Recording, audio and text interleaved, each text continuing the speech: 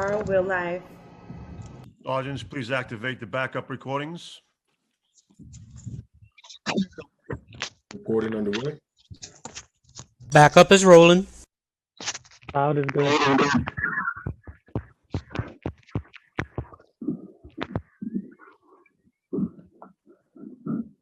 Okay. Hello and welcome. At this time, I ask that you please turn all electronic devices to vibrate. Madam Majority Leader, we are ready to begin. Good afternoon and welcome to the stated meeting of March 25th, 2021. I am Majority Leader Lori Cumbo, and I'd like to thank you for joining us at this virtual meeting of the New York City Council. If you would like to follow along, the agenda for today's meeting is posted on our website. Please join us for the Pledge of Allegiance.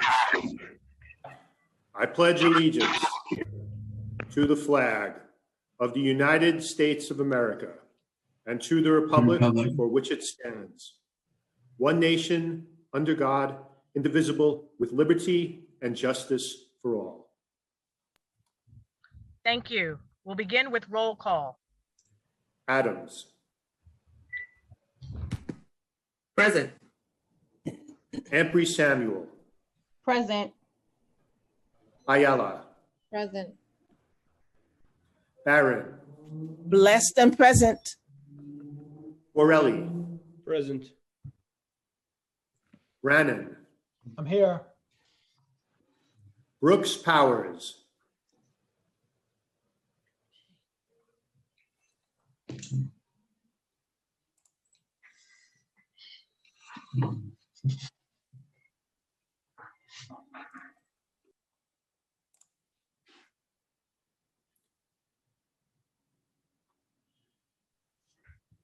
I'm sorry, Councilmember Brooks Powers. Here. Thank you. Cabrera. Here. Kin.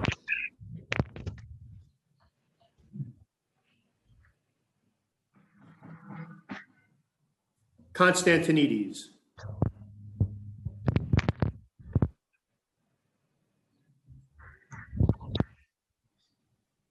Cornegie.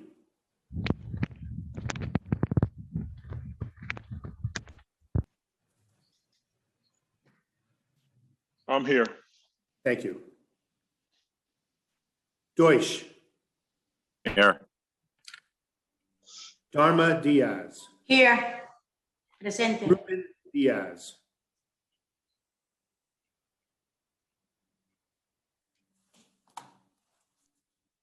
Drum. Here. Eugene.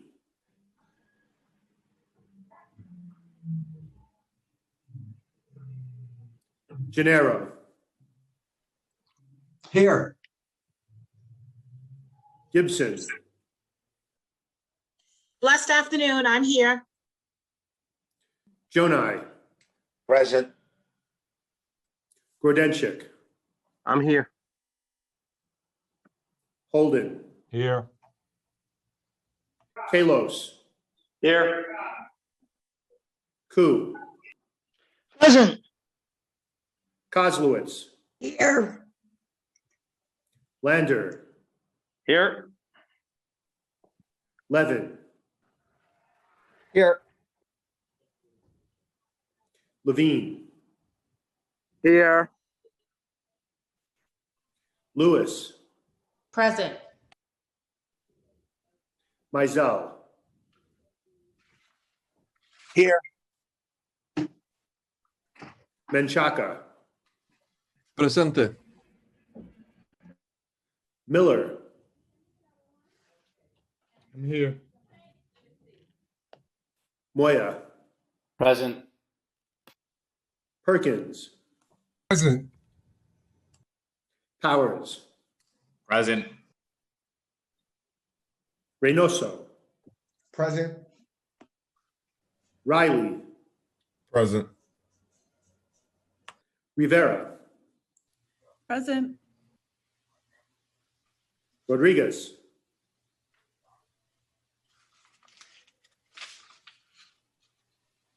Rose, Present. Rosenthal,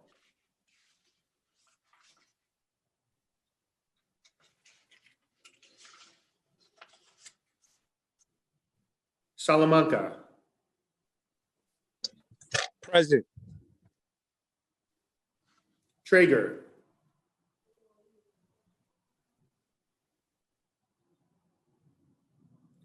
Ulrich,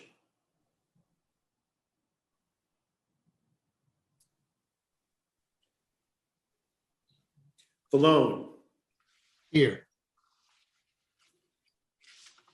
Van Bramer, Here.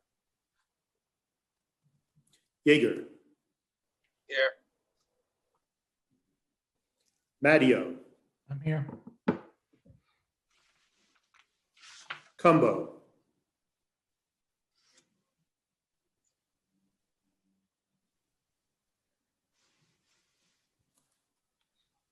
Present. Speaker Johnson. I'm here. Madam Majority Leader, we have a quorum. Thank you so much. We will now have today's invocation, which will be delivered by Rabbi Aria Katzin, the Executive Director and Spiritual Leader of Russian American Jewish Experience, located at 2915 Ocean Parkway in Brooklyn. Thank you. We are gathered virtually, and even though each of us is in a separate location, we are nevertheless united. We are united in our commitment to serve the people of this great city of New York.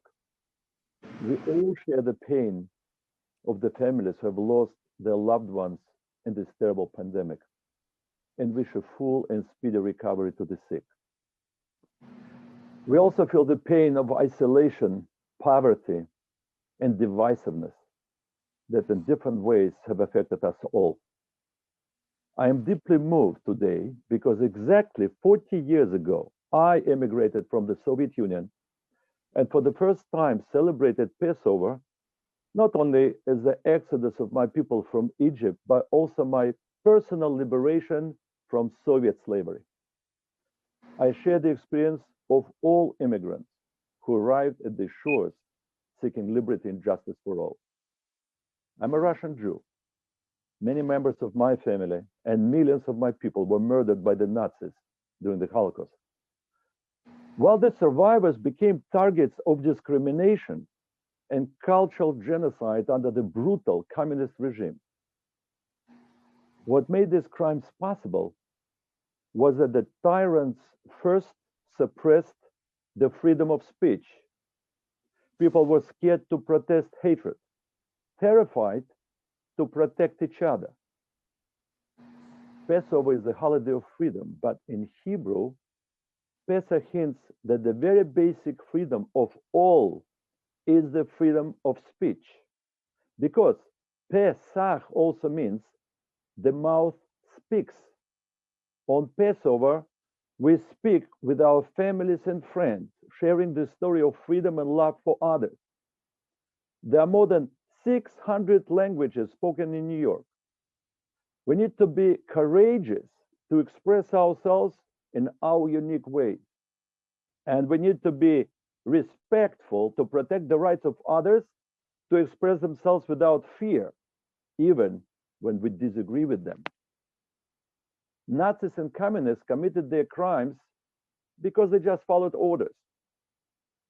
They were scared of their tyrants and served their dictators, not their citizens. They served themselves, failing to feel the pain of their people. May God give us a loving and understanding heart to feel the pain of the oppressed, respecting the image of God in every human being, regardless of faith, color, or race. May we see the good in others, and in that merit, reveal the greatness within ourselves. May God bless us with courage to serve our people, every single one of them, and elevate them all from despair to hope, and from slavery to freedom. God bless America and the great city of New York.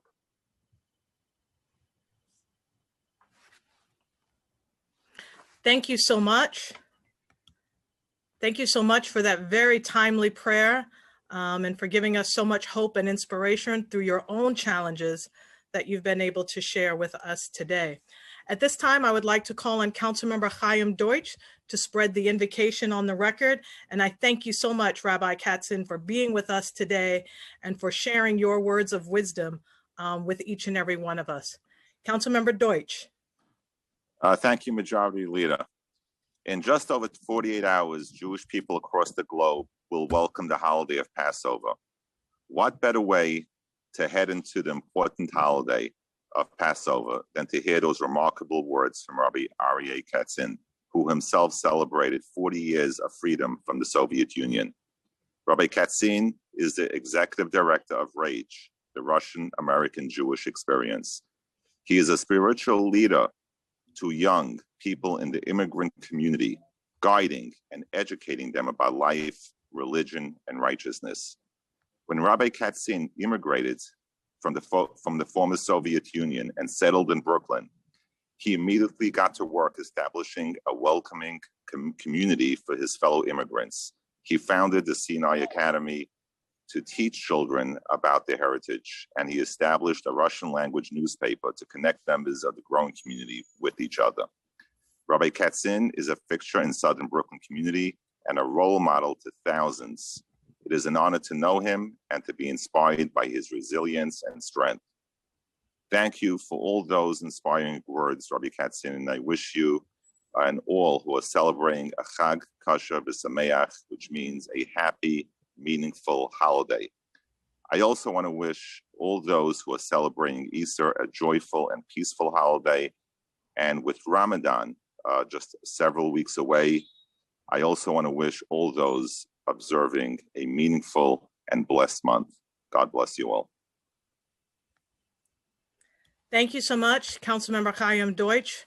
We appreciate you sharing your treasures from your community with the entire city of New York. Thank you, Majority Leader. We will now move into the adoption of minutes. None. Messages and papers from the mayor. None. Communication from city, county, and borough offices. M294, certification of election of Selvina N. Brooks Powers, new council member, 31st District. Congratulations to our new colleague, received, ordered, printed, and filed. Petitions and communications. None. Land use call-ups. M295, Sidham Street rezoning. Thank you. At this time, I'm asking for the clerk to take a roll call vote on this single land use call-up. Again, we're just voting on this land use call-up item. Good afternoon. Adams. I vote aye. Rosenthal. I vote aye. Thank you. Ampry Samuel. Aye. Ayala.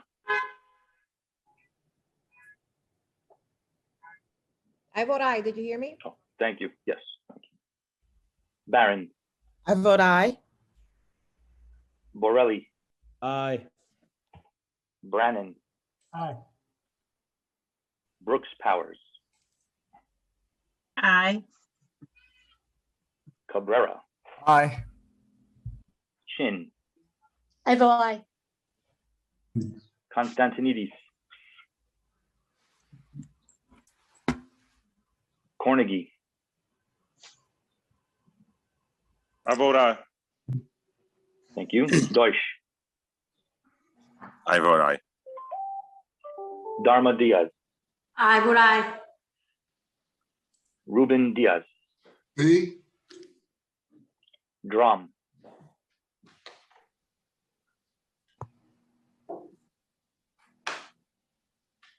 I vote aye. Thank you. Eugene. I vote aye. Gennaro. Gennaro. Yes. Gibson. I vote aye. Jonai. Aye. You. Grodenchik. Aye. Holden. Aye. Kalos. Aye. Ku. Aye. Kozlowitz. Aye. Lander. I vote aye. Levin. Aye. Levine. I vote aye. Lewis. I vote aye. Mizell.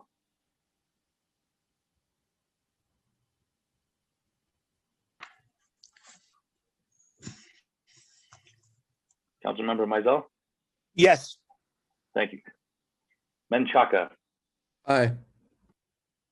Miller.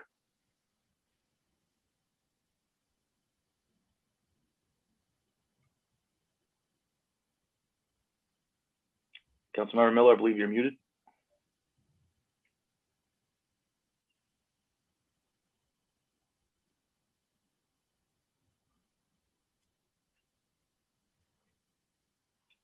Councilmember Miller.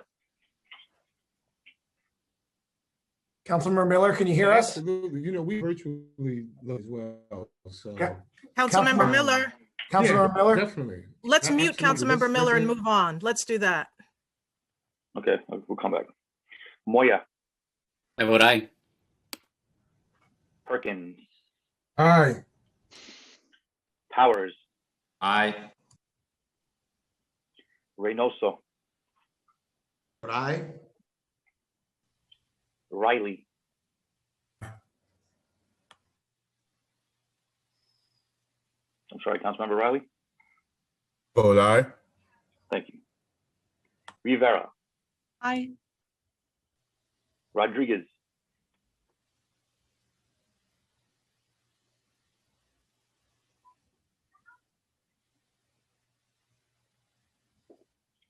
Rose. Aye. Thank you. Salamanca.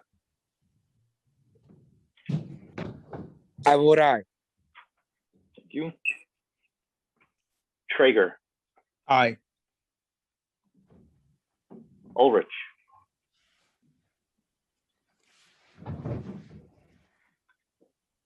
Vallone.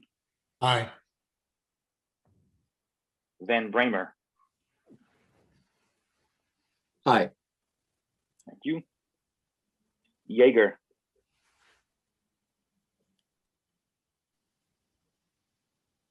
Aye. Thank you. Konstantinidis. Aye.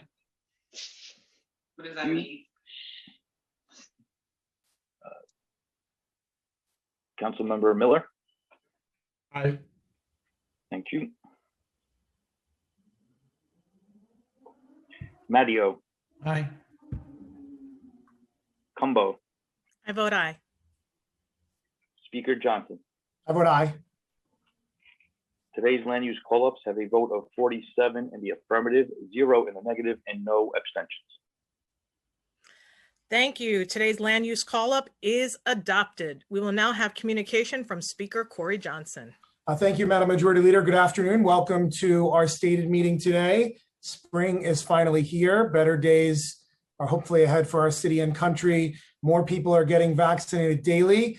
It's becoming easier for friends and family to gather safely, and the federal stimulus package will soon be on its way to help us recover. But COVID-19 is not our city's only problem. We still have a crisis when it comes to the distrust between police and communities, and we still have a lot of work to do to build accountability in the NYPD and reform the nation's largest police force.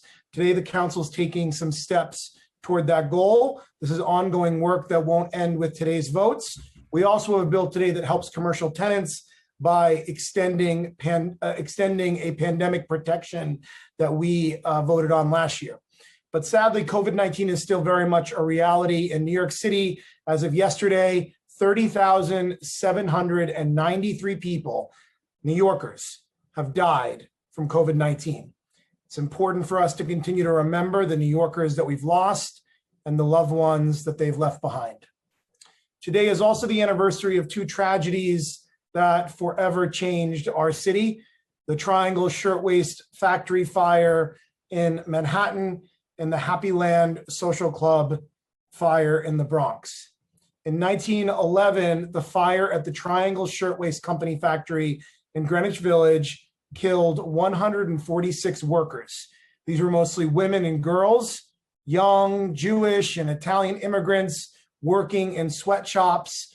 The tragedy started the American labor movement by exposing the horrific and dangerous working conditions that these workers and women endured. And as we continue to fight for workers' rights, we remember the lives lost in the Triangle Shirtwaist Factory fire. Today, we also remember another New York City tragedy. As I said, in 1990, 87 people were killed in an act of arson at the Happy Land Social Club in the Bronx. The club was ordered to be closed because of building violations dating back to 1988, including lack of fire exits. And while we continue to improve oversight of bad landlords, we must remember the victims of the Happy Land Social Club fire. I also want to take a moment to acknowledge some other sad losses in our city. I'm sad to say that we had another on-the-job death on February 26th. Scott Keegan, a sheet metal worker, died after falling from an upper floor of the NYU Langone Ambulatory Care Center in Manhattan. He was 52 years old. Last week, we lost retired police detective Patrick Caprice. Detective Caprice survived being shot 3 times in 2005 after pulling over a car, but died on March 15th after going into medical distress. He was 58 years old. He was the epitome of bravery, service, and sacrifice, and our thoughts are with his loved ones as they mourn. Not even a week after the mass shooting in the Atlanta area, on Monday, we learned of another heartbreaking massacre. This time, 10 people were killed in Boulder, Colorado, including a police officer. No one should have to worry that a rage-filled gunman will kill them or their loved ones. We need gun control. We need it now. No more excuses. As I do in every stated, I would like to recognize the lives of those who we recently lost to 9/11 related illnesses. We've lost retired FDNY Captain Frank Portell. He was 51 years old. Retired firefighter Joseph Boyle, who volunteered in the cleanup efforts at the World Trade Center. Retired police officer Timothy Motto. He was 63 years old. We are sending our deepest condolences to their families and friends. So let us pause for a moment of silence for the lives that we've lost to this pandemic, to the Triangle Shirtwaist Factory fire, the Happy Land Social Club fire, the Colorado mass shooting, and for sheet metal worker Scott Keegan, police officer Detective Patrick Caprice, fire captain Frank Portell, police officer Joseph Boyle, and police officer Timothy Motto.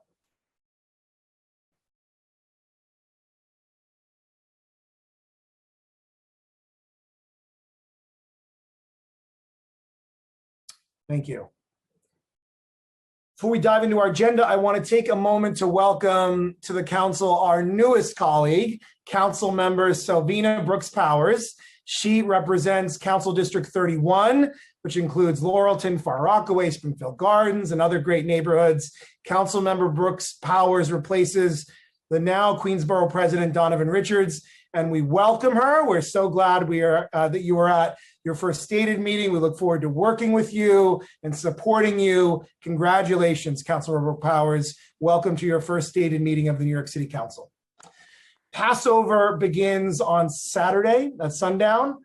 At the Seder table, the Jewish people recount how they became free after hundreds of years of slavery and bondage. So to all those who celebrate the Festival of Freedom, I want to say have a happy Passover, and may you have a peaceful and meaningful holiday. Next week is also, as Councilmember Deutsch said, the start of Holy Week, the week leading up to Easter. This is a time of reflection, hope, and renewal for many Christians.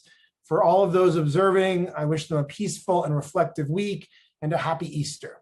Now on to our agenda. On the Land Use Committee, we'll be voting on several items. Arverne East which is a HPD proposal of a series of applications to facilitate a new mixed-use development within the Arverne Urban Renewal Area. And this is in Councilmember Selvina Brooks Powers' district, and I want to congratulate her on the approval of her first land use application. Lower East Side Cluster, a UDAP and Article 11 tax exemption in Councilmember Rivera's district. We'll also be voting on several HPD UDAP applications in Councilmember Perkins' district. 50-25 Barnett Avenue rezoning in Councilmember Van Bramer's district. 1099 Webster Avenue rezoning in Councilmember Vanessa Gibson's district. Now, out of the Finance Committee, we'll be voting on a pre-considered resolution number 1583, sponsored by Councilmember Francisco Moya, which supports State Senate Bill 4482 and its companion bill in the Assembly 5092, which would impose a new tax on billionaires. The proposed mark-to-market tax would tax the increase in value of billionaires' assets at the same rate as other income. While New Yorkers struggle to make ends meet, the state's 120 billionaires are $87.7 billion richer than they were just 1 year ago. They, of course, can certainly afford to pay more, particularly when so many people continue to suffer from the COVID-19 pandemic. And that is why this resolution further calls for revenue generated from this tax to be used to establish a $3.5 billion excluded workers fund to assist the hundreds of thousands of workers who have been excluded from receiving benefits like unemployment insurance because of their immigration status or recent incarceration. Many of these workers were employed in essential jobs such as cleaning, home health care, food delivery, and many other jobs until many of them lost their jobs or became ill with COVID-19 and could no longer work. And the fact that they are barred from receiving benefits like unemployment insurance and other federal benefits is unjust and wrong. And I want to thank from the staff, Noah Brick and Rebecca Chasen, for working on that. Moving into our legislative agenda, first the council will vote on introduction number 2243A, sponsored by Councilmember Carlina Rivera. This bill extends Local Law 55, which suspended personal liability provisions in leases of businesses that were required to close as part of the state's efforts to control the spread of COVID-19.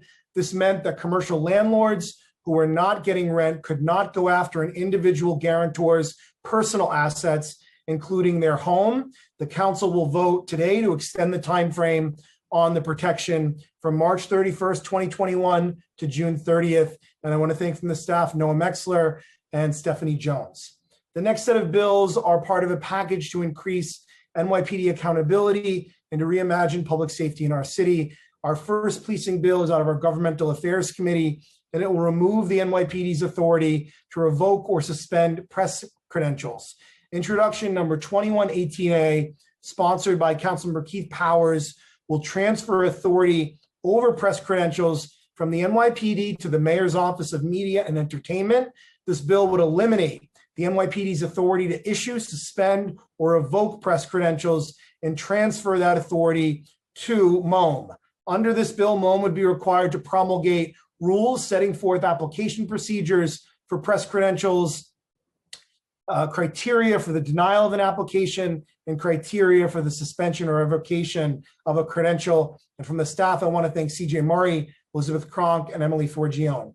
Next, we have a bill from the Civil and Human Rights Committee, introduction number 2212A, sponsored by Councilmember Vanessa Gibson, will clarify that the Civilian Complaint Review Board has the power to investigate bias-based policing and racial profiling complaints made by the public. This bill is a direct result of the council's work to uncover the racist head of the NYPD's EEO division, James Cobell. It would empower the board to investigate past professional conduct of any police officer who was found to be engaged in bias. The bill would also require the NYPD to engage an independent consultant to review cases handled by the NYPD's EEO division. And I want to thank from the staff, Janita John, Jayasri Janapathy, Wiam Diori, Emily Rooney, Natasha Major, and Jonathan Maserano. Next, we're voting on a bill out of the Transportation Committee, introduction number 2224A, sponsored by Councilmember Idanis Rodriguez, will require the Department of Transportation to create a crash investigation and analysis unit tasked with investigating, analyzing, and reporting on all vehicle crashes involving significant injury. In addition to its crash investigation functions, the unit created by this legislation would be responsible for public statements regarding serious vehicular crashes and would be required to make recommendations for safety improving changes to street design and infrastructure, and to post quarterly reports regarding its crash reviews on the Department of Transportation website. The legislation also makes clear that nothing in the bill inhibits or interferes with the NYPD's ability to conduct criminal investigations. Many serious vehicular crashes would be prevented through changes to the design and infrastructure of streets and intersections following an in-depth analysis of the factors that led to a crash. However, at present, serious crash investigations are in the purview of the Collision Investigation Squad at the NYPD and a DOT liaison. These resources are deployed to conduct systematic investigations at fewer than 350 crash sites per year. And from the staff, I want to thank Elliot Lynn and Annie Levers. Finally, out of the Public Safety Committee, we're voting on 2 bills and 3 resolutions. Resolution number 1538A, sponsored by Majority Leader Lori Cumbo, supports State Senate Bill 5252 and its companion bill in the Assembly, 6012, which will provide final discipline authority over civilian complaints to the Civilian Complaint Review Board, removing the police commissioner's exclusive authority over discipline. The state legislation is sponsored by State Senator Jamal Bailey and Assemblymember Catalina Cruz. While the CCRB can recommend discipline against officers, the police commissioner has final authority over discipline and can choose to disregard these recommendations and may impose lesser or greater discipline or no discipline at all. Also, resolution number 1547, sponsored by Councilmember Francisco Moya, supports State Senate Bill 6012 and its companion bill in the Assembly, 1951. Those bills are sponsored by State Senator Kevin Parker and Assemblymember Catalina Cruz, respectively.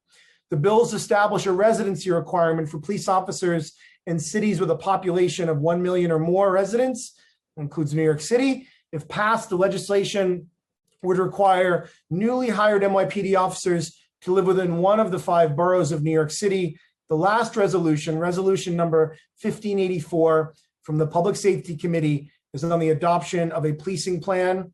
In June, the governor issued an executive order requiring every jurisdiction in New York State to produce a policing plan by April 1st. If the council does not adopt a plan, the state is allowed to withhold state and federal pass-through funding to the tune of billions of dollars.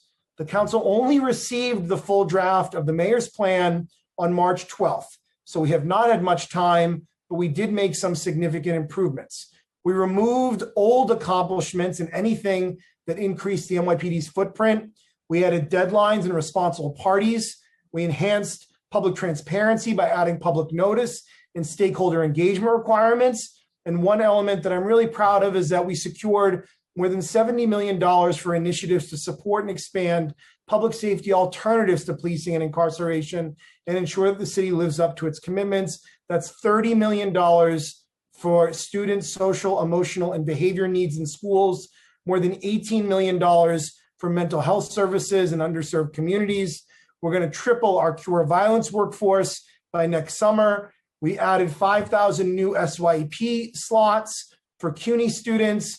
This plan is far, far from perfect, but I think we as a council did the best we could in making some improvements under an extraordinarily difficult timeline. I want to thank all the members that pushed the administration here, particularly the Black, Latino, and Asian Caucus. And I really want to thank Councilmember Adrienne Adams, the chair of our Public Safety Committee, in the midst of dealing with a personal tragedy. She worked on this nonstop, all over the administration, pushing them, working with the staff, working with advocates. She did an incredible job, and I'm really grateful to you, Adrienne, for your leadership. In addition, we're voting on introduction number 1671A, sponsored by Councilmember Adrienne Adams, the chair of our Public Safety Committee, which will require the New York City Police Department to issue a quarterly report on all vehicle stops. The report would include the number of summonses issued, arrests made, vehicles seized, related use of force incidents, and vehicles searched, and whether consent was provided. This information will be disaggregated by precinct, race, ethnicity, and age of the driver. We're also voting on introduction number 2220A, sponsored by Councilmember Steve Levin, to end qualified immunity for police officers. Qualified immunity is rooted in our nation's systemic racism. It was established in 1967 in Mississippi to prevent freedom riders from holding public officials liable even when they break the law. It denied those freedom riders justice, and it has been used to deny justice to victims of police abuse for decades. It never should have been allowed. It should have been ended decades ago, and it must end now in New York City. Introduction number 2022A will establish a local right of security against unreasonable search and seizure and against excessive force, regardless of whether such force is used in connection with a search or seizure. And again, I want to thank from the staff, Janita John, Emily Rooney, Pearl Moore, Natasha Major, and Jonathan Masserano. That is our agenda today. Thank you all. With that, I turn it back to you, Madam Majority Leader. Thank you so much, Speaker Johnson. We will now move into discussion of general orders. As a reminder, this section is only for items we will be voting on for general orders today. We will recognize council members who wish to speak by using the raise hand function in Zoom. Is Mr. Parliamentarian on the Zoom at this time? Yes, Madam Majority Leader. If you could give further clarity so that we are clear on issues that can be discussed, legislative matters that can be discussed during this discussion of general orders, I think it would be helpful to all of the members. Yes, Madam Majority Leader. So we will be discussing at this juncture all items that the speaker just discussed, with the exception of the following resolutions. Resolution 1538A, having to do with the police commissioner's exclusive authority over police discipline. Resolution 1547, requiring NYPD officers to live within the 5 boroughs. Pre-considered resolution 1583, which would establish the billionaire mark-to-market tax. Pre-considered resolution 1584, adopting a plan pursuant to State Executive Order number 203. So we will be discussing all items except for those resolutions. All discussion about those resolutions will take place during discussion of resolutions. Thank you so much for the clarity. Please wait before you begin your remarks for our Sergeant at Arms to announce he has begun the countdown clock. The Sergeant at Arms will alert you when your time has expired. Mr. Parliamentarian, are there any council members registered to speak on the following legislative agenda? Yes, Madam Majority Leader. Council members Adams, Van Bramer, and Gennaro. You may begin, Council Member Adams. Time starts now. Thank you, Madam Majority Leader. Before I begin my remarks, I just and congratulate my sister from Southeast Queens and our newest addition to the Women's Caucus, Council Member Sylvina Brooks Powers. She's passing her very first piece of legislation in land use space today during her very first stated meeting, and that's a really, really big deal. Congratulations, Sylvina. I'm so, so happy to have you here. Madam Majority Leader, this afternoon, we will vote on a number of groundbreaking police reform bills by the New York City Council that I believe will truly make a difference in our city. My bill, Intro 1671, will change how the NYPD records and reports on vehicle stops. The NYPD will be required to report on the number of summonses issued, arrests made, vehicles seized, and more. This information will be broken down by precinct, race, ethnicity, and age. This is very significant because stop and frisk was not the only tool that police have used to harass Black and brown New Yorkers who can attest to what it's like to be stopped by the police and the consequences of those harmful interactions. We have no idea how bad this problem is in New York because the NYPD doesn't track it. They don't record many stops if there's no traffic ticket issued or arrest made at all. Intro 1671 remedies this by requiring the documentation of all vehicle encounters, which will shed light on who's being stopped and what happens as a result. I ask all of my colleagues to vote in favor of my bill, Intro 1671.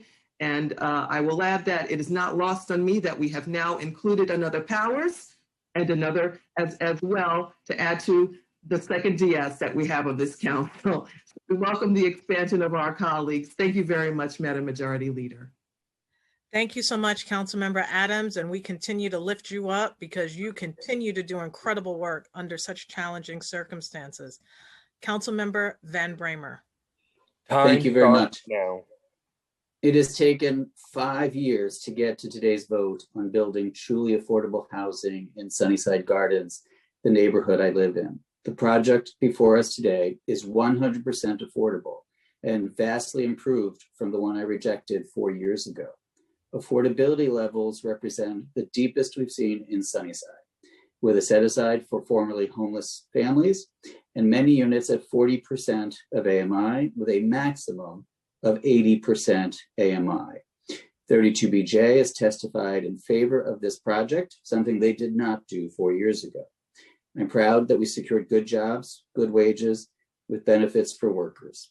The building height has been brought down and is now contextual. And while more progress needs to, thanks to Community Board 2, there is a real action plan of immediate improvements that FIPS is complying with.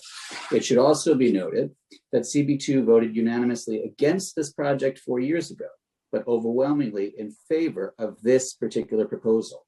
It also has the support of the Queensborough president. While some have used disingenuous arguments against this project, I will not deny homeless families and low-wage workers a home by allowing the perfect to be the enemy of the good. We who proclaim ourselves progressives say we want to build truly affordable housing, and when we get the chance to do so, we should, particularly in expensive neighborhoods like Sunnyside.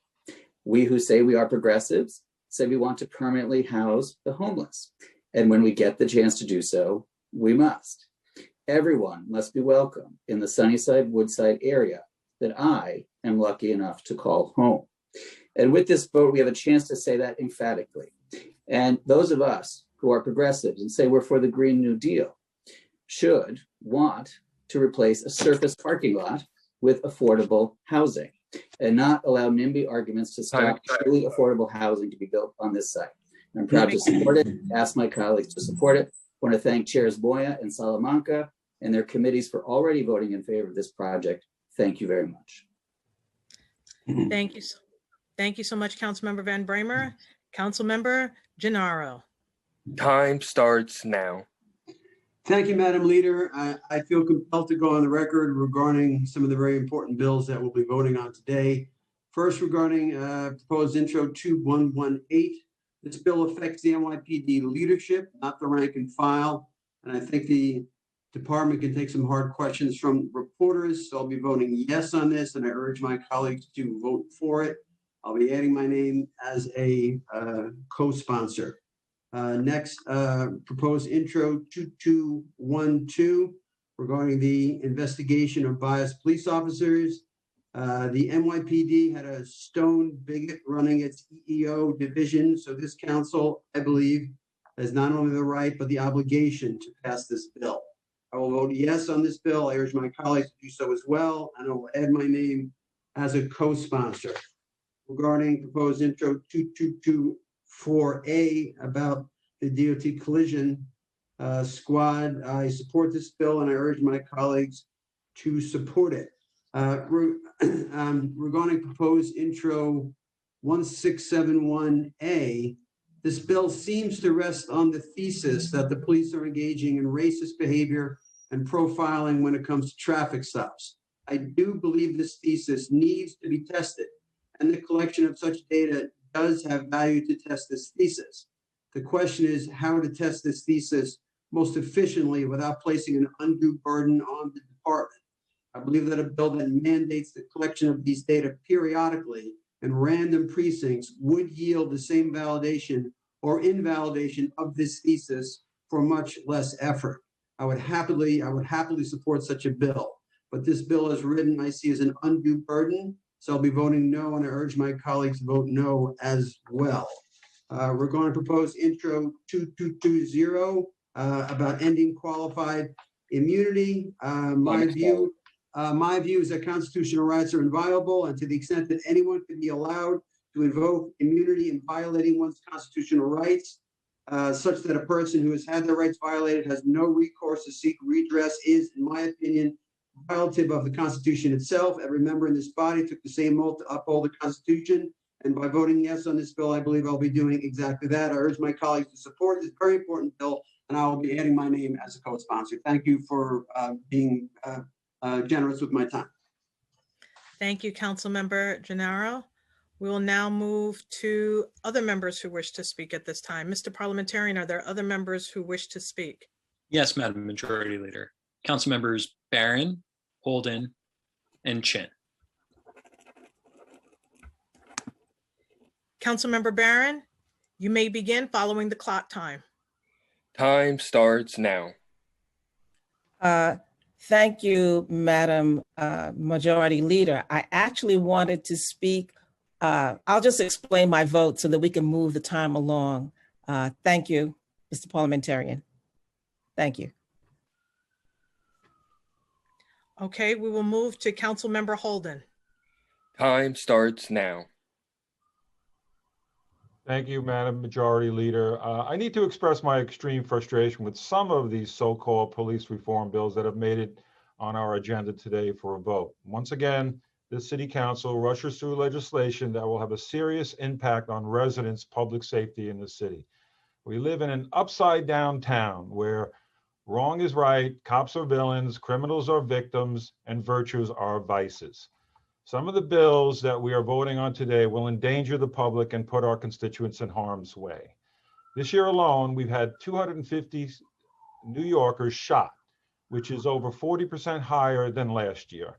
Our constituents are begging us to handle the uptick in crime and violence in neighborhoods throughout the city. We are passing bills that will only make it more difficult for law enforcement to do their jobs, which is to protect and serve. This legislative body turns its back on policies that we know made New York the safest big city in the world for decades in favor of protest slogans. Our police officers are then sent out there with their hands tied. And some of my colleagues then have the nerve to accuse them of a slowdown, whether it's the ill-advised diaphragm law or our state legislators' reckless actions in Albany passing bail reform. This city faces a crisis, and we are only making matters worse. This assault on the NYPD is an assault on our constituents. We need to start listening to the public we represent and govern in the real world, not Twitter echo chambers. The people who put us in office to represent their needs are crying for help. They feel unsafe walking the streets or riding the subways. Some of these bills are reckless, not well thought out, and will make New York City more dangerous. I am not opposed to all police reform, but the vast majority of our police join the NYPD for the right reasons to do a great job. In fact, if you mention New York City to law enforcement officers from anywhere in the world, they will tell you that the NYPD is the gold standards. These bills would get more New Yorkers killed, both police and civilians, and result in New Yorkers not getting the help they need. Ending qualified immunity would discourage the best young men and women in our city from joining the police force. Ending it will make it harder to recruit young, bright young people to join the force. Even police officers acting in good faith could be held personally liable. It's the vehicle stop reporting bill not only would place an unreasonable burden on police, but it would force them into an unworkable position of having to somehow ascertain the race and ethnicity of members of the public, likely to result in greater tension. It's time to do our jobs and vote no on these bills, which our constituents expect of us. Thank you. Thank you, Councilmember Holden. We will now go to Councilmember Chin. Time starts now. Thank you, Madam Majority Leader. I know that I support all the police reform bill that we are voting on today. And as the speaker said earlier, the city's policing reform process is not perfect. And in this council, I have joined my colleague in advocating for police reform for many, many years, starting with the Community Safety Act. And we will continue to do that. And we have been fighting for resources to support anti-violence program, our youth, and many more. And I am really saddened because of this vote today that my office and myself has been attacked on social media, and my office phone has gotten inundated with phone calls because of individual and group spreading misinformation. Our community, the Asian community, has been under attack. And I am so proud that all my colleagues and community group have come together to support us, to stand with my community and ask how we can help. And now, how can these individual and so-called advocates out there, if you want to stand with us, why are you creating misinformation and attacking our community? The anti-Asian hate crime task force, do you even know what that is? The officer working in there are volunteer.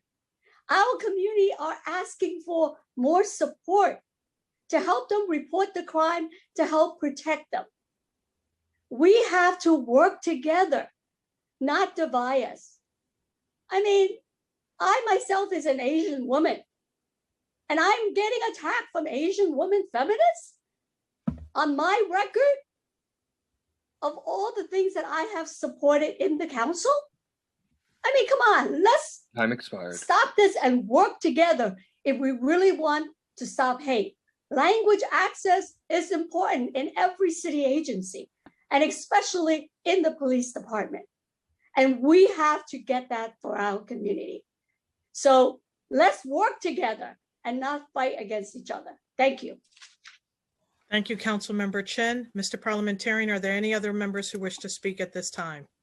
Yes, Madam Majority Leader. The next three are Council Members Rodriguez, Levin, and Borelli. I'd just like to remind members, because the list is extensive for members to speak at this time, as well as during the vote. I know that members are also going to wish to speak, as well as during the resolutions and general discussion. So if we could stick to the time clock, I'm going to try to hold it a bit tighter because this meeting could go quite extensively if we don't. So I'll begin right now with Councilmember Rodriguez. Time starts now. Thank you, Majority Leader. And I understand that, but at the same time, I feel that today is like one of those special days that all of us will be so proud of the legacy that we are living when it comes to police reforms. One of the bills that I want to talk is the one that I had the opportunity to lead together with Speaker Johnson and other colleagues, the one that we transferred the investigation squad unit from NYPD to DOT. It is time for all of us to understand that we will be able to get rid of the COVID-19 pandemic, hopefully very soon.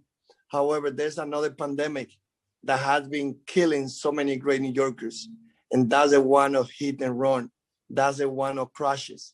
That's the one where last year we had more than 44,000 people that they were victims of crashes in New York City, and an average of 300 people dying every year because criminal drivers are leaving the scene, many of them and other, unfortunately, not understanding that our street doesn't belong to car owners, but the street belongs to all of us. So today is a great day as we are voting this bill that we transfer the investigation squad unit from NYPD to DOT. We heard our DAs, we heard the advocate, but also we heard transportation alternative, we heard Family for Safe Street. I thank Speaker Johnson and thanks Mayor de Blasio also for getting his team in the City Hall to work with us and come out with a compromise so that we are voting this bill. Hoy estamos haciendo historia, votando un proyecto de ley donde pasamos el control de la unidad que investiga los casos de choques, especialmente los de hit and run que ocurren en Nueva York, de la policía al Departamento de Transportación. De esa forma haremos de las calles lugares más seguros para los peatones y los ciclistas. Thank you. Thank you, Councilmember Rodriguez. We will now go to Councilmember Levin. Time starts now. Thank you very much, Madam Majority Leader. Good afternoon, everybody. I'm very humbled to be with you all today to vote on this remarkable set of legislation. I'm especially grateful to be sponsoring Intro 2220A, which would end qualified immunity here in New York City. Qualified immunity has a very complex history as a legal doctrine, but it actually concerns a very simple and fundamental issue in our democracy. Since 1792, Americans have had the constitutional right under the Fourth Amendment against unreasonable searches and seizure. And we have had the right since 1868 under the 14th Amendment to due process under the law. Recognizing that people who have these rights violated need an actual recourse, Congress passed the Enforcement Act of 1871, also known as the Ku Klux Klan Act, in which Section 1983 established the right of action where, quote, every person who under the color of any statute, ordinance, regulation, custom, or usage of any state or territory or in the District of Columbia subjects or causes to be subjected any citizen of the United States or other persons within the jurisdiction thereof to the deprivation of any rights, privileges, or immunities secured by the Constitution and laws shall be liable to the party injured in an action at law, suit in equity, or other proper proceedings for redress. Seems simple enough. Fast forward 96 years to 1967 in a case Pearson v. Ray, where a group of Freedom Rider clergymen were seeking to recover damages for their unconstitutional arrest in Mississippi in 1961. The Supreme Court established a judicial doctrine of qualified immunity, where a government employee is now granted immunity from a lawsuit if they demonstrate, quote, good faith in conducting an unconstitutional stop and seizure. The Supreme Court further increased the hurdles to plaintiffs seeking redress by allowing officers to invoke qualified immunity unless the unconstitutional act violated a, quote, clearly established law in 1982. Quoting Jay Schweikert from the Cato Institute, quote, in practice, this legal standard is a huge hurdle for civil rights plaintiffs because it generally requires them to identify not just a clear legal rule, but a prior case with functionally identical facts. He goes on to say, quote, qualified immunity is one of the most obviously unjustified legal doctrines in our nation's history, close quote. I'll finish my remarks when I explain my vote. Thank you. Thank you, Councilmember Levin. Thank you for bringing us that important history on this particular bill. Councilmember Borelli. Time starts now. Thank you. I'd be remiss if I didn't mention that each of us 51, are individually beneficiaries of qualified immunity ourselves. We each represent 170,000 New Yorkers, and collectively we represent over 8 million. And many of the decisions we make or actions we take can harm any one of them or any member of the public or anyone we employ. And yet we are also personally and individually protected by qualified immunity. If we get sued, our general counsel will represent us. It doesn't cost us anything. And in fact, and I heard Councilmember Levin mention the 1982 case of Harlow v. Fitzgerald, that case wasn't even about police officers. It was about the staff of elected officials. So the modern doctrine of qualified immunity actually came out of a case involving White House staff. Victims have recourse in New York City. The city has paid over $5 billion in the last 5 years in civil actions against the NYPD. So today, essentially, the council is saying that qualified immunity is good for us and good for other city employees, but it's not good enough for those New Yorkers who we ask to risk their lives to protect us and oftentimes engage with violent criminals who have no care or regard for our laws. So I would ask my colleagues to vote no on the qualified immunity legislation, or at least voluntarily forego your own qualified immunity if and when you are sued. So thank you. Thank you so much, Councilmember Borelli. Are there any other members, Mr. Parliamentarian, who wish to speak at this time? Yes, Madam Majority Leader. Council members Reynoso, Miller, and Gibson. Councilmember Reynoso, you may begin. I'm going to hold my comments to the vote of advice from the Majority Leader. Thank you. Thank you. We'll now have I'm sorry, I couldn't read my own writing. Miller. Councilmember Miller, followed Miller by and Councilmember Gibson. Time starts now. Thank you, Madam Majority Leader. With respect to Intro 2224, while I agree it's well-intended legislation, it is ultimately flawed. In this bill, we are voting to allow New York City DOT to be both judge and jury on our streets. They will design them, and then they will be responsible for holding accountable those who, the failure of their design, and then be responsible for who takes the blame. This agency has not been responsible for its own shortcomings. The Department of Transportation has run roughshod over New York City communities, community boards, civic associations, and residents, and is infamously unresponsive and prioritizes enforcement before outreach, education, and engineering. DOT job performance in recent years has been woefully insufficient. The agency fails at the most basic level to replace street signs, to fix street markings, and address basic safety concerns. It takes 3 years on average to get a speed hump evaluated and installed. This is not an agency prepared to handle more responsibilities.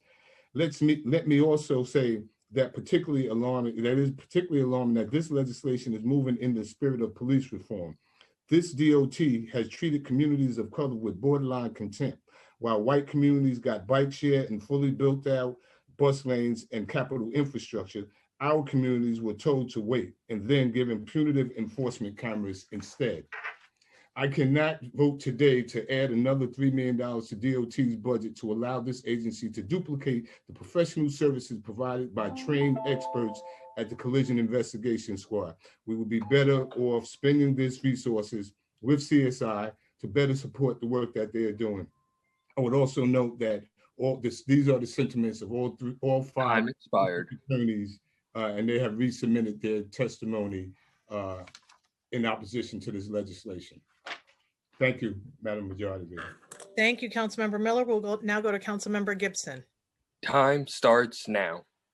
Thank you, Madam Majority Leader. Good afternoon, Speaker and all my colleagues. I want to quickly speak in favor of one of the land use applications on 1099 Webster Avenue submitted by 1099 Webster Realty in my district.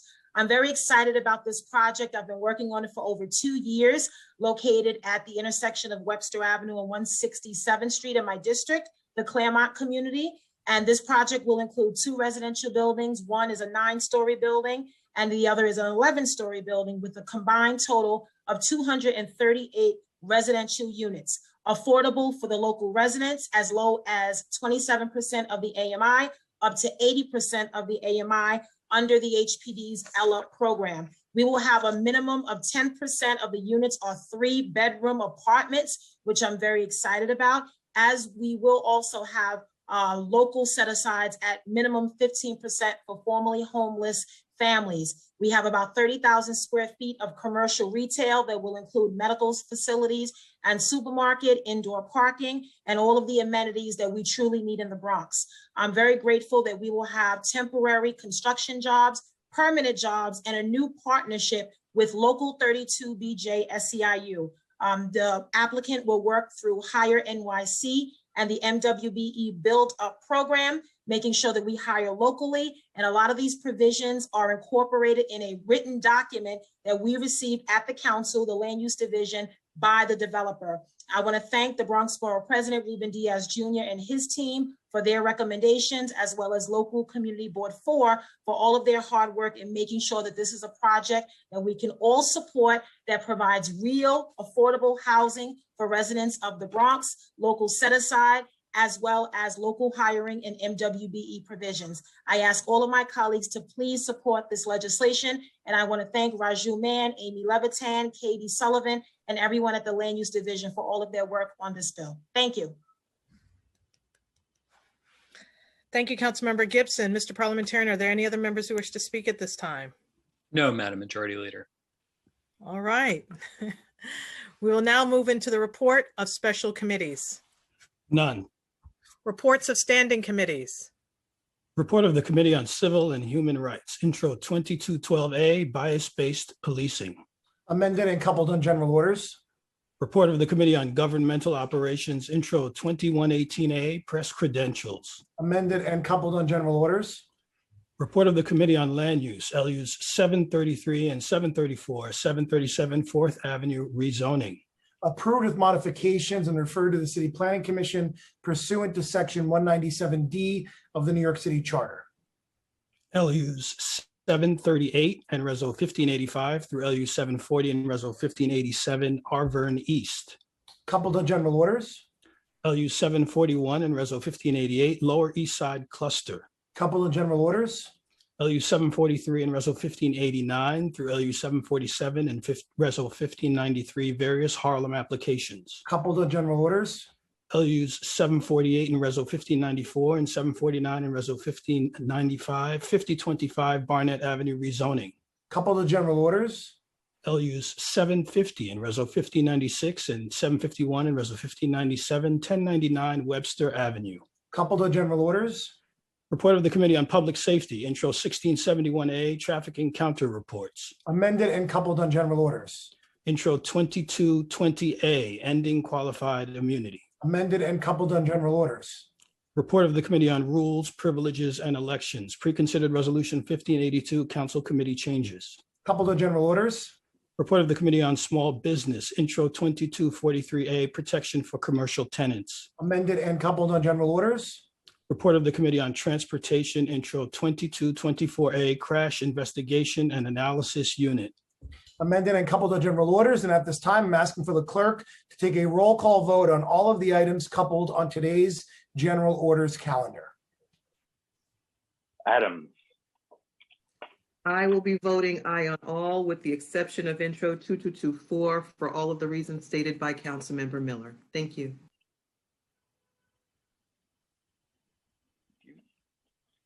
Ampry Samuel. Permission to explain my vote. Permission granted. Time starts now. Thank you, Majority Leader. I want to first say welcome and congratulations to Councilwoman Brooks Powers. It took a lot for you to get here to this day, and this is your time. Congratulations to my colleagues for the package of bills that are being passed today, but I just have to make a comment. As a Black woman living in New York City and currently living in one of New York's toughest neighborhoods, getting public safety right literally hits home. What's amazing to me is how when you listen to some of the comments today, we are divided as a body, just as we have seen our country divided. And that's a fact. But we all represent very distinct constituencies because this is New York City and we are a very diverse city. So while I do appreciate all of the voices today, it is clear that we need to continue to have these public meetings, these public hearings, these public settings, so people can hear what is being said by all members. Again, I appreciate the voices, but sometimes I don't need certain people to speak for me, speak for your constituency. I appreciate you speaking for your constituency, not the entire city of New York. So I just wanted to say that. I felt compelled to say that, but I do thank my colleagues for the bills that you did introduce and that we are passing today. And with that, on those particular bills, I vote yes. Thank you, Councilmember Adrienne Adams as well. Thank you so much. Councilmember Salamanca. I vote aye on all. Thank you. Thank you. Ayala.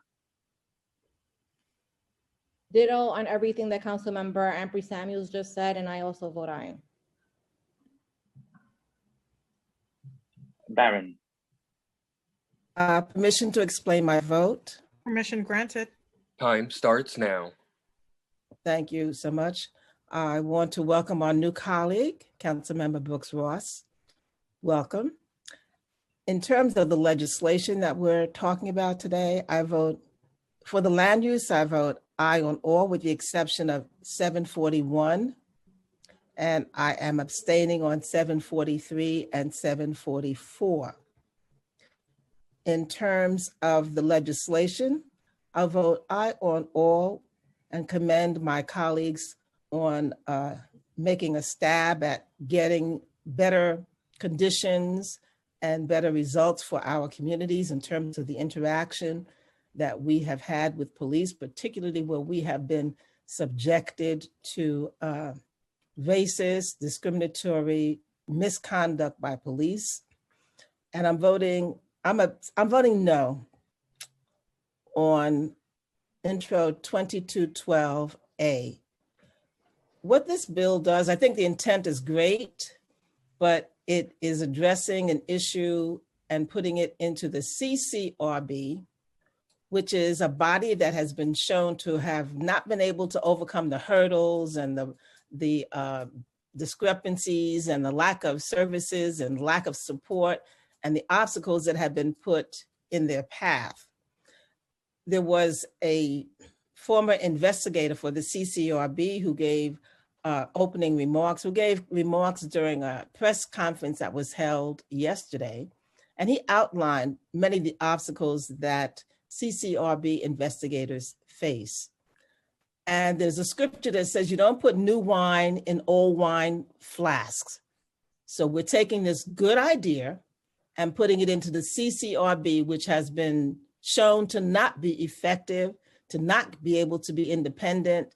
And we're expecting that we'll get a different result. Thank you. We're expecting that we'll get a different result.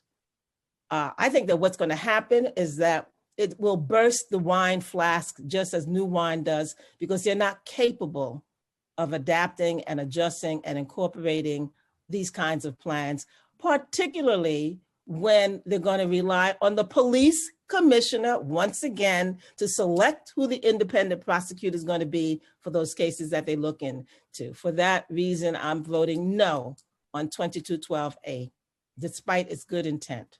Thank you. Thank you, Councilmember Barron. Borelli. Thank you. I vote aye on all except intros 1671A, 2118A, 2212A, 2220A, 2224A, 2243A, and I vote aye on all the rest. Thank you. Thank you. Brannan. With congratulations to Councilwoman Sylvana Powers on her first stated and her first bill pass at her first stated, which is not an easy feat. And with congratulations to all the folks who have legislation today and the work continues. I vote aye on all. Thank you. Brooks Powers. I vote aye on all, and I'd ask for permission to explain my vote. Permission granted. Time starts now. So first, I'd like to thank my colleagues for the warm welcome to the council in helping with this transition. We have had a very busy stated today, but I just want to be on record of saying that while I vote in support of these intros today, I recognize that there's still much more conversation needed, especially with the community as we talk about reforming the NYPD. I thank everyone in their support in the Arvin East project, also recognizing that it's a great start and there's much more work and collaboration to be done around this to help continue to enhance that program. And so I thank everybody once again. Thank you, and we're so happy to welcome you. Cabrera. Thank you. I'll be voting no on 2224A, 2118A, 2220A, and I'm assuming we're doing the rest of later, correct? Correct. Okay, thank you so much. You can vote yes then. And aye on the rest. Thank you. Thank you. Thank you. Chin. I vote aye on all. Thank you. Constantinides. really want to just welcome our new colleague, Councilmember Brooks Powers. Welcome to the City Council. We're really looking forward to working with you. And with that, I will vote aye on all. Cornegy.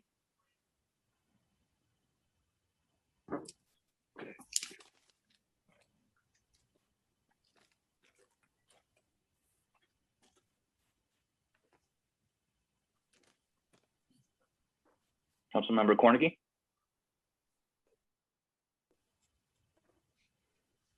We'll come back.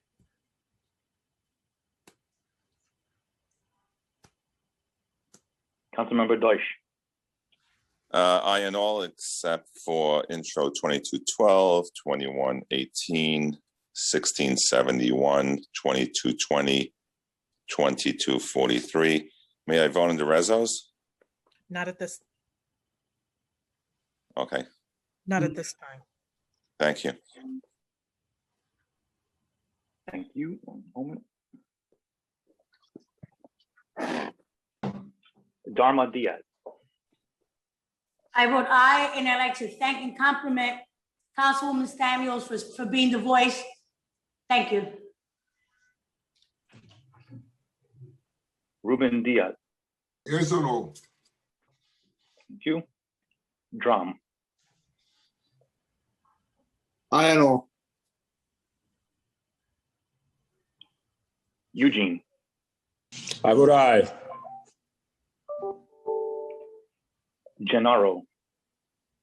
I am really delighted to welcome Councilmember Brooks Powers. Welcome to the council. I vote aye on all with the exception of proposed intro 1671A, and I vote no on that. Thank you for being a good sport now that you are no longer the newest member to the council. The shine moves quickly. Gibson. Permission to explain my vote? Permission granted. Thank you. Thank you, Madam Majority Leader. I want to quickly speak about pre-considered Resol 1584, the Police Reform and Reinvention Collaborative Plan. I want to appreciate and salute our chair, Adrian Adams, for all of the work that you've done in the midst of countless meetings and briefings, the pain of losing your beloved mother, and yet you still managed to stay on top of today's legislative package. I appreciate you so much, my sister. I share the sentiments of colleagues who are frustrated with this process. 187 pages of a plan we received 2 weeks ago, expected to absorb and come to. Thank you, Councilmember Cornegy. We'll now move to Councilmember Ku. Time starts now. I just want to say I want to welcome Councilmember Brooks Powers to become our colleagues, and happy Passover and happy Easter to everyone. Thank you. Thank you, Councilmember Ku. Are there any members at this time moving forward that wish to speak specifically and only on today's resolutions that we are about to vote on? Councilmember Chin. Councilmember Chin, you may begin. Thank you. Now. Thank you, Majority Leader. I do want to speak on the resolution about the police reform plan. And I heard from my colleague, and especially colleagues that I've served with in the past. This is our 12th year. This is our third term together. And we've been fighting for police reform since day one. And we made progress, and this will continue that progress. And it is really important for us to make sure that some of these programs are being implemented, and it has to reflect in this year's budget. So the fights continue, but we have to take our responsibility to vote on this resolution today. We don't want the state to withhold any funding from the city, no matter what. As one of my council members said, I think Councilmember Adrian Samuel, we don't want to leave any money on the table, right?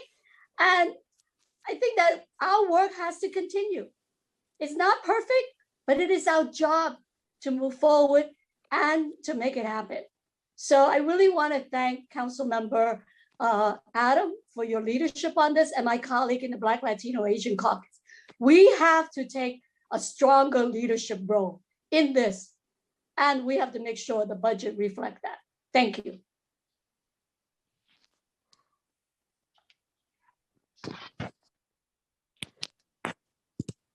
Councilmember Reynoso.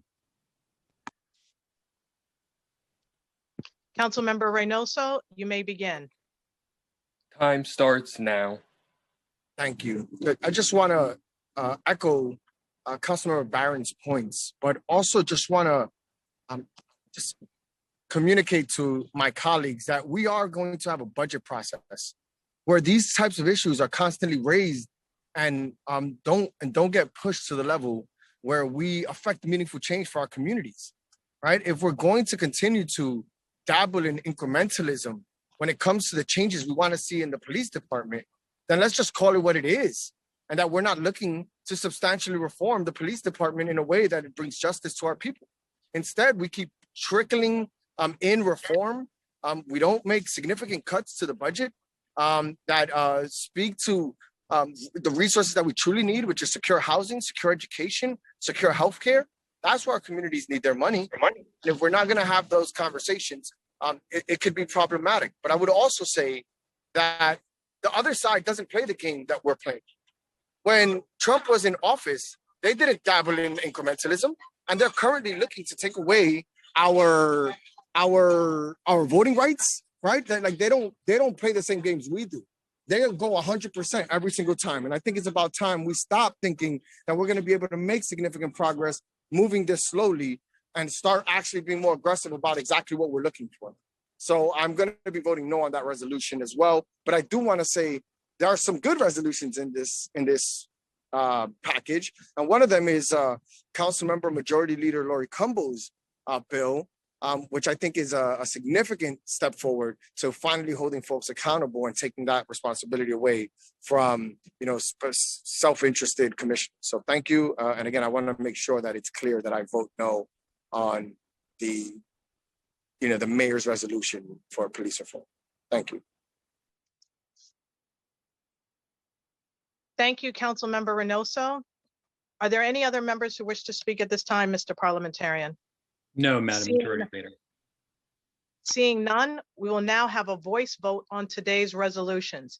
If you wish to vote against or abstain from either of today's resolutions, please email the Legislative Documents Unit. Mr. Parliamentarian will send that information to you. I'll now read today's resolutions into the record.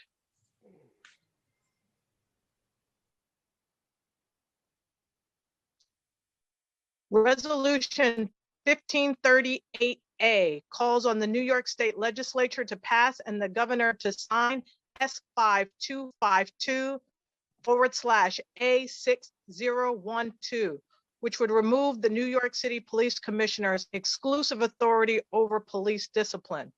Will all those in favor say aye? Aye. Aye. Aye. Aye. Aye. Aye. All opposed? Say nay. No. Any abstentions? The ayes have it. Resolution 1547 calls on the New York State Legislature to pass and the governor to sign S2984/A1951, which would require New York Police Department officers to live within the 5 boroughs of New York City. Will all those in favor say aye? Aye. Aye. Aye. Aye. Aye. Aye. All opposed, say nay. Nay. Any abstentions? The ayes have it. Preconsidered Resolution 1583 calls on the New York State Legislature to pass and the governor to sign S.4482/A.5092, which would establish the Billionaire Mark-to-Market Tax Act and to use the revenue generated to establish an excluded worker fund. Will all those in favor say aye? Aye. Aye. Aye. Aye. Aye. All opposed, say nay. Any abstentions? The ayes have it. Preconsidered Resolution 1584 is a resolution adopting a plan pursuant to State Executive Order number 203. Will all those in favor say aye? Aye. Aye. Aye. Aye. Aye. Aye. All opposed, say nay. Nay. Nay, nay, nay. Can only say nay once. Nay. I apologize. I knew that was you. Any abstentions? The ayes have it. We will now move into general discussion. As a reminder, please wait until the Sergeant at Arms begins the countdown clock before you begin your remarks. Mr. Parliamentarian, are there any members who wish to speak on today's general discussion? Yes, Madam Majority Leader. Council members Barron and Lewis. All right, Councilmember Barron, followed by Councilmember Lewis. Time starts now. Thank you, Madam Majority Leader. First, I want to again welcome our new colleague. I think I misspoke her name. I believe it's Brooks Powers. I want to correct that on the record. Secondly, I want to wish all of my colleagues who are celebrating Passover and who will be celebrating Resurrection Sunday a happy, safe, and great holiday. I want to talk today about the introduction of my legislation that will talk about establishing an elected civilian review board. This is legislation that has been 3 years in getting to this point. And it's legislation that I was asked to sponsor. And I'm proud to say I'm sponsoring this in conjunction with my colleagues, Jimmy Van Bramer, as well as Councilmember Alika Ampry Samuel. We are excited to say that there are 3 main components to this legislation. One is that the members of the review board will be elected from 17 districts composed from the 51 districts that are in the city. They will be elected to serve 4-year terms. They will have to go get petitions and get on the ballot, such as we do when we are running from office.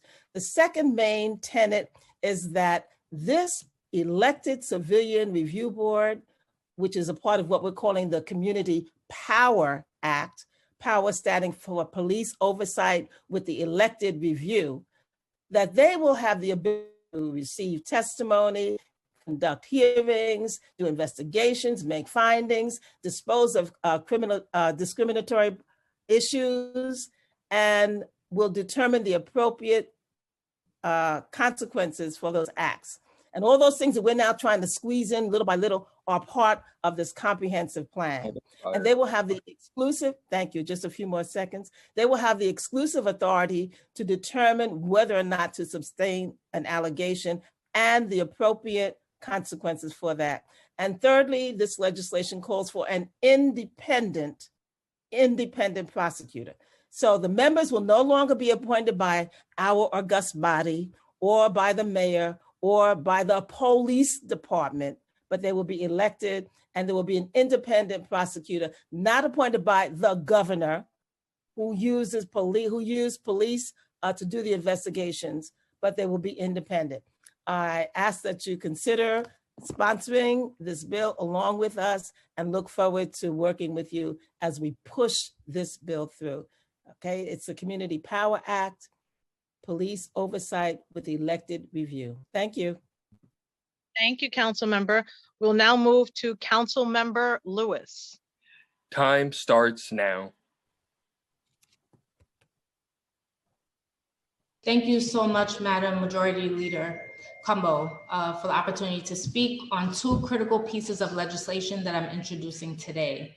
As we have seen over the course of the last several months, there is a glaring fault in our protocols related to oversight of public servants with a dangerous lack of police officer accountability. As New Yorkers protested, rallied, and marched for several days this last summer, We witnessed countless police officers overstepping their authority, ironically assaulting New Yorkers protesting police brutality. Even with countless indisputable video evidence, there has been little to no disciplinary action taken against officers who pushed, shoved, and beat peaceful protesters. I think you all can agree this is unacceptable.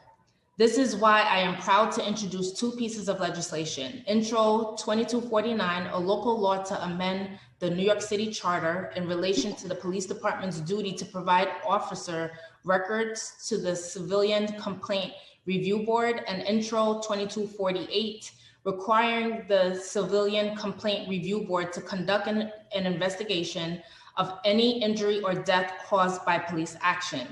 By strengthening the Civilian Complaint Review Board and granting them the authority to open cases on behalf of New Yorkers killed or injured as a result of police action, the CCRB will be informed of any such interactions, and we have the ability to hold a greater amount of officers accountable should they believe that their actions warrant punishment.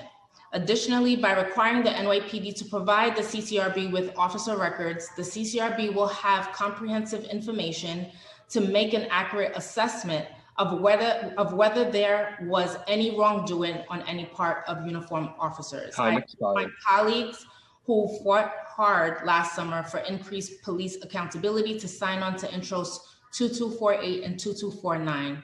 Thank you again for the opportunity. Thank you so much, Councilmember Lewis. Are there any other members who wish to speak, or we will conclude this meeting? The last council member who wishes to speak is Councilmember Adams. Councilmember Adams, you may begin. Time starts now. Thank you so much once again, Madam Majority Leader. You've done a phenomenal job today. It's been a really, really long stated meeting. I just wanted to take an opportunity just to say happy Passover to all who celebrate, happy Holy Week to all who celebrate, and just to once again express to my colleagues that from my heart, this work that we do isn't easy, and it definitely isn't for the faint of heart. Tough decisions are made by all of us on a daily basis. So I just want to thank you, colleagues, for your commitment to serve no matter what our differences are. I also wanted to make sure that I thanked everyone that worked so hard to help me climb this mountain today in this legislative package. Speaker Johnson, Jason Goldman, Ebony Meeks Laidley, Kelly Taylor, Louis Cholden Brown, Indiana Porter, Daniel Addis, Max Kemfer Williams, Matthew Thompson, Aaliyah Reynolds, Isha Wright, Nevin Singh, Regina Pareda Ryan, Latanya McKinney, and my staff, Jamal Wilkerson and Benjamin Fang. It takes a lot to pull this girl together. Thank you all. Thank you, colleagues. Thank you so much. And again, I want to join in the chorus of welcoming our newest member, Selvina Brooks Powers. It's so exciting to see the Women's Caucus grow. And it's also exciting to see the intentionality of electing women to the city council and beyond. We're seeing it realized right before our very eyes. So we welcome you. We're excited to work with you. And our voice just became that much louder. And I just want to say in closing that I really appreciated the different perspectives in today's stated meeting. It's an important one. But I just want to add in closing that over the last few years, almost on a weekly basis, we have seen mass shootings all across this country. But what we've also seen with these mass shootings is that as it pertains to white males that have perpetuated these mass shootings, we have seen police departments all across this country deliver the type of professionalism, courtesy, and restraint in apprehending these individuals. And that same level of empathy and understanding is what we are demanding for Black and Brown communities in dealing with issues of law enforcement. We want that, but we understand that we cannot legislate empathy. And so this legislative package is critical to making sure that while we can't legislate empathy, we can issue penalties. And we should not look at this legislative package as punitive, but if they follow the same accord that they do when apprehending these mass shooters all across the country, the rubber would never meet the road on any of these bills that we've passed today. So I will close with that. and now turn it over to Speaker Corey Johnson. Thank you, Madam Majority Leader. As always, great job chairing the stated meeting today. The stated meeting of March 25th, 2021 is hereby adjourned. Thank you all.